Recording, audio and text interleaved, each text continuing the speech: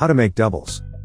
Step 1. Making the bara. Ingredients: all-purpose flour, yeast, turmeric, sugar, and salt. Pour into a large bowl. Add lukewarm water, mix it all up, and slowly knead it away. Add in a little bit of water as needed. Now, be very mindful. You do not want this to end up too soft or hard. Knead until it's manageable.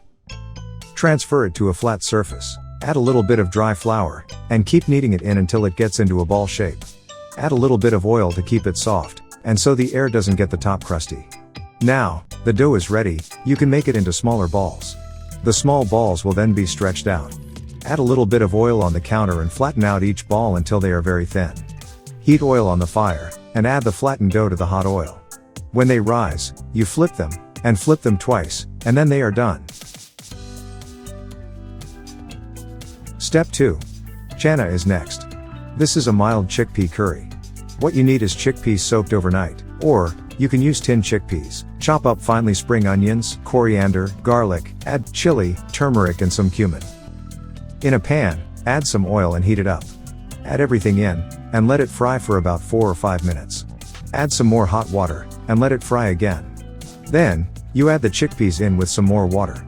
Let it boil together. It takes about 40 to 45 minutes.